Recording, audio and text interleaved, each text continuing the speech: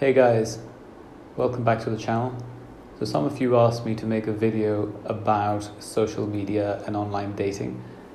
And for the purpose of this video, for the last few months, I downloaded several apps and created profiles showing interest in both men and women to see what I can come up with.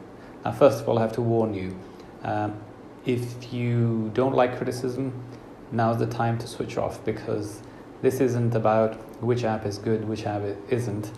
This is about things to do, not to do, and a lot of critical analysis of what I saw on social media, specifically on these dating apps. So, first things, everything on these apps is about looks. So I think it's very, very important to understand that yes, looks are interesting. It's like the shop front where people see you. If they like you, they'll be interested in dating you perhaps. But more importantly, you should think about what is it that you have to offer other than looks, because looks fade over time. And also, if you are in a relationship with someone, as most of you know, after a few months, maybe 3 to 6 months, you stop noticing their looks and their personality shines through. So if they don't have a good personality, you will always have issues, because in your brain and in your heart there'll be that competition going on, whether you want to be with that person because of their looks or their personality, and the relationships don't work like that. The other thing is, stop seeing your prospective partners through the eyes of your friends and what you see on TV and films, because reality is very different. Now, what I found very interesting is that all these profiles of men, women, gay, straight, everyone that I saw, most of those profiles, people are trying to look as beautiful as they can, and there's nothing about their personalities that comes through. A lot of people are not very beautiful, and they are creating these false impressions. So there'll be people who will put pictures of a group of people on their profile, and you look at that and instantly you'll know the least attractive person is the one who is in that picture.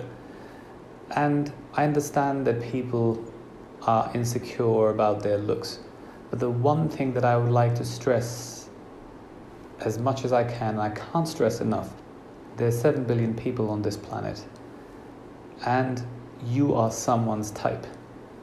By changing yourself and making yourself look like someone you're not, you are sort of putting yourself in a completely different category, and the people who potentially would be interested in you will not be interested in you. Now, also, if someone sees a picture of just one person, they will probably not have something to compare against. But if you put a picture of yourself with other people that you think are far better looking than you, then people are going to find out who you are, and instantly you've created yourself a competition and a comparison with your better looking friends. Now, looks are subjective. So I know so many people who have tastes that are very atypical to the standard beautiful that the world dictates or expects us to have. So I know this really beautiful, tall, blonde girl who likes slightly overweight, bald black men. And one would think, as per the culture and society created around us, that she'd go for a tall, slim, handsome, model-like person. And that's her type. It's nothing to do with anything. So looks are subjective. The other thing is, if you're bald and you're hiding your head with a cap, or you're cropping your pictures at your forehead, now the prospective person that you are targeting will find out when they meet you. Now, if you show yourself as you are, there are plenty of people who like bald men. So Either that or take medication. And I keep telling people that there is medication, there is treatment, so hair does grow back. But anyway, that's besides the point here. The main thing is that you should try to be comfortable in who you are. If you're not comfortable, then maybe get a shrink, maybe get some nice friends and read up on some psychology books, because it's very, very important for you to love yourself before you can expect someone else to love you. There are plenty of fat people who will never post pictures from neck down, and you just wonder why. The person you're going to meet in real life is going to find out. So you are setting yourself up for failures even before you have started by putting these false impressions of yourself. All that's doing to you is getting you the likes and the swipes or the clicks or whatever it is, but nothing substantial, nothing real. Because whoever meets you in real life will see who you are.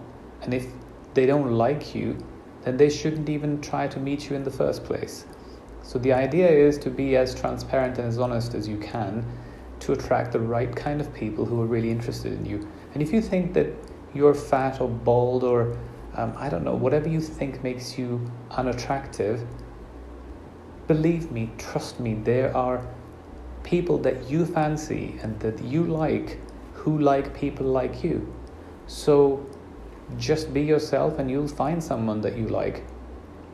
The other thing is, with the girls, I see, it's actually, I shouldn't just say girls, but both men and women. If you look at these online dating apps, it's like soft porn. Everyone is trying to look as sexy as they possibly can, but more so girls, where they are accentuating their lips. Just by pouting all the time, your lips are not going to get any bigger.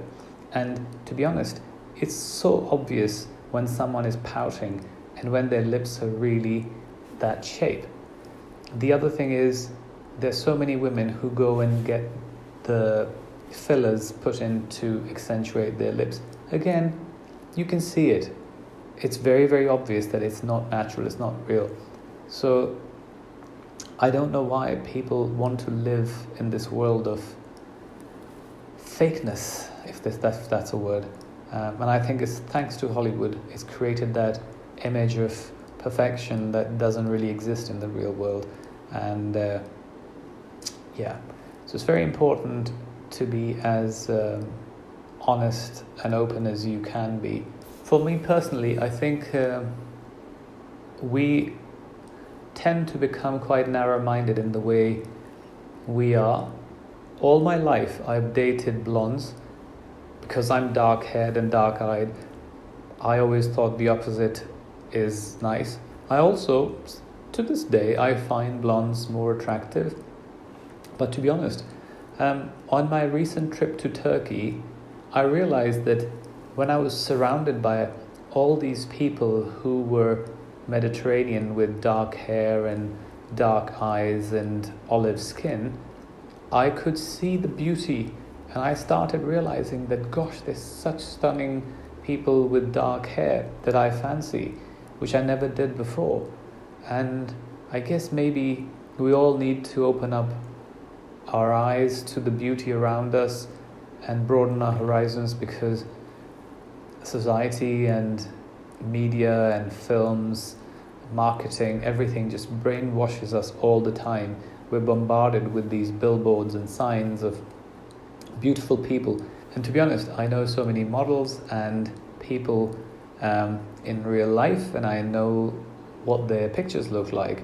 And none of them look like that in real life. They're just ordinary people. And it's thanks to Photoshop and good photographers that make them look amazing.